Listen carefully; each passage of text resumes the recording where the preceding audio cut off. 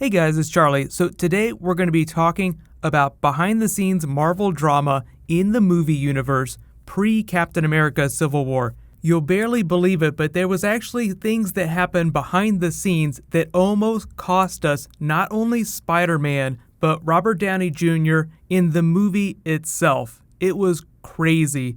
And this is mostly intended to be like a funny, disaster-averted story, like wipe your forehead, we almost got hit by a giant semi-truck. So they'd been working on the movie, but there were all kinds of things going on that eventually led to Marvel Studios breaking away from Marvel proper and going off to what people started to call Feige Island, as it, like this self-contained environment where Feige is king and they can make all the crazy, weird, awesome movies that they want to make, reporting to Alan Horn, who's the chair of Disney Pictures, the parent company of Marvel, instead of Marvel boss Ike Perlmutter.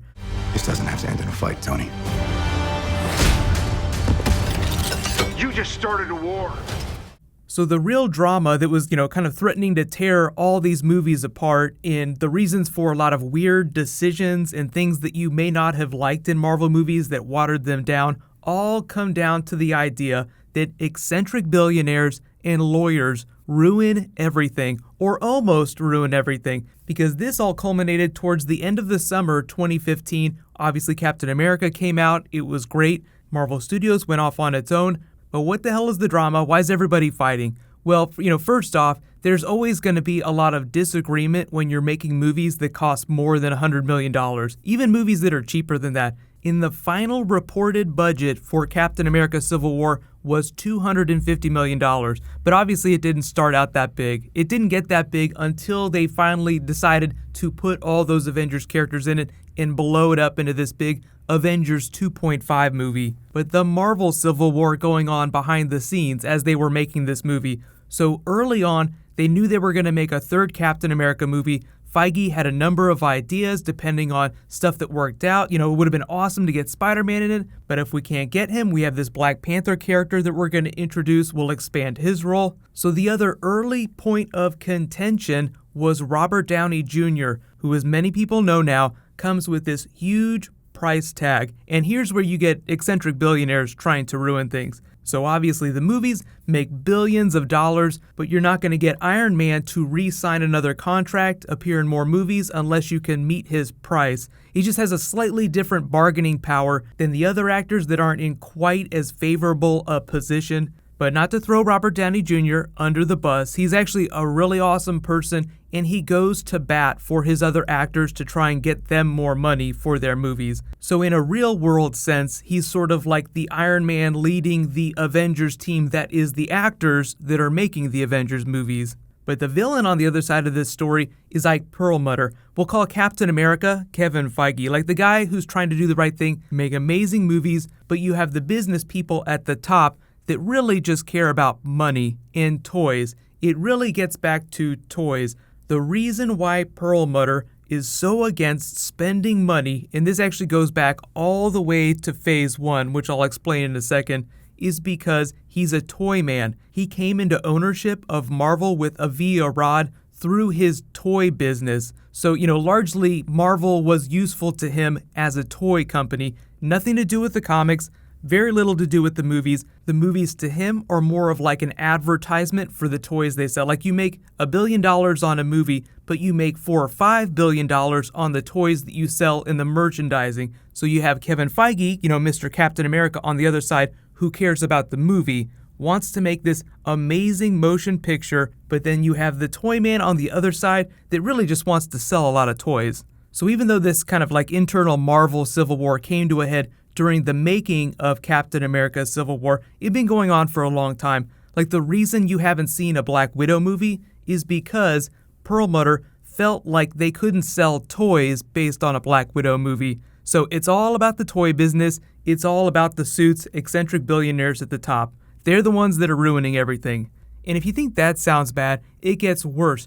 Reportedly, early on in the development of Civil War, when they were negotiating with Sony for the use of the Spider-Man character, bringing him home Homecoming into the Marvel Universe, reportedly Ike Perlmutter was making that very, very difficult. He was sticking on the money part of the deal. So you have to imagine, like, even though they haven't disclosed the terms of the sharing arrangement of the Spider-Man character, you have to imagine that Sony's like, we'll make all the money, but you'll get all the credit. People will love Marvel that much more as a brand and will trust you, will go see your other movies, you'll make all the money on those movies. So we'll never actually know what the financial arrangement is, in terms of licensing and toys and all this stuff with Marvel and Sony, but you have to imagine that the toy man at the top wanted to make more money off the Spider-Man character than Sony was willing to give, and it almost killed the deal. So whatever they did in the room to get him to quiet down, they were able to make that deal and get the Spider-Man character. So wipe your forehead in relief, disaster averted. So what changed as a result of that? Obviously, the people at Disney, which bought out Marvel, want them to make good movies. Like, they care about that. People like the movies, they'll buy the other stuff. So they're not quite as worried about, say, like using a character that they feel like won't sell toys. They're okay with Kevin Feige making really weird movies, things that look different, that aren't cookie cutter, that aren't basically like 2-hour ads for toys, which is Doctor Strange, which is Thor Ragnarok. That's why they look so different. Like, if you've seen Doctor Strange, you understand like how it doesn't look like any other Marvel movie that's come before. But if they had still been under Ike Perlmutter's control in Marvel proper, like before they spun off, they wouldn't have been able to make the movie that way. It would have looked exactly like the first Iron Man movie. It would have been super boring. It would have become the thing that people have said that Marvel films were turning into, like these cookie cutter movies that they make on an assembly line that all look the same. So obviously a lot of us haven't seen all these new movies yet because they're making them right now. Like Doctor Strange is just the latest example of a really big push into a different type of storytelling that they've done before. Visually, creatively, just all around, very different from what you've seen before. Thor Ragnarok, Kevin Feige has said, is so different from the previous Thor films that he's not even considering it a sequel. He's considering it like the first in a totally different line of Thor movies. Some of the best examples of that is the way they went with the 80s logos for the movies at Comic-Con. They released those at Comic-Con, but those are going to be the logos for the movies. In that funny Thor video, they probably wouldn't have been able to do that under the old Marvel system. But Kevin Feige moved off, created Feige Island with the help of Alan Horn at Disney, and they're off doing their own thing, making all kinds of movie magic. You'll recognize that in the DC universe, there's the era of Geoff Johns that we're getting into. They're slowly starting to do that same thing too, where like the business people, the suits, the eccentric billionaires aren't ruining things quite as much, or at least don't have as much direct access to do it.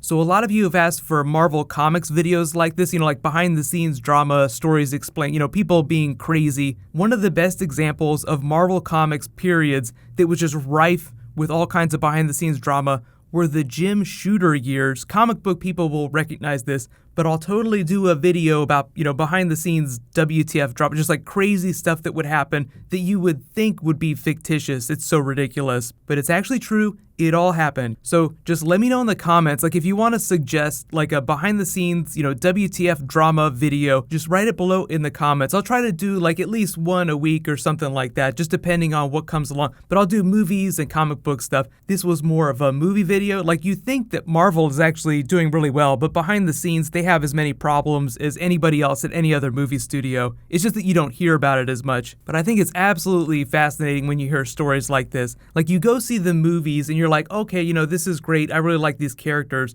But then you learn about all this stuff happening behind the curtain and you're just like, oh wow, this is crazy. So feel free to suggest DC and Marvel videos, both comics and movie stuff. There's just so many stories about crazy stuff, especially comics. I feel like there are more stories about the comic book stuff happening behind the scenes at Marvel and DC, just because we've only really had these movie studios making these movies for maybe like the last 20, 30 years, and there's been twice as much time spent with comic book stuff. But get hype, and for those of you that are asking, just enough people seem to like really want me to bring back Arrow episode videos, so those probably will come back, but I'll be doing DC stuff this weekend too, so I'll remind everyone when I post my next DC video. But I will post a non-spoilery Doctor Strange review this weekend, probably Saturday morning, so be sure and go see it when you get the chance, because it's awesome for a number of different reasons. No spoilers. Please do not post Doctor Strange spoilers in the comments.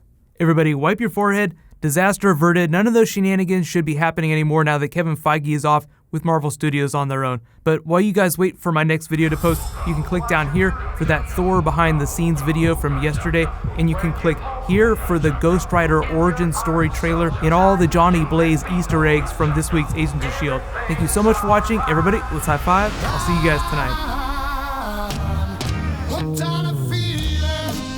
There are two types of beings in the universe.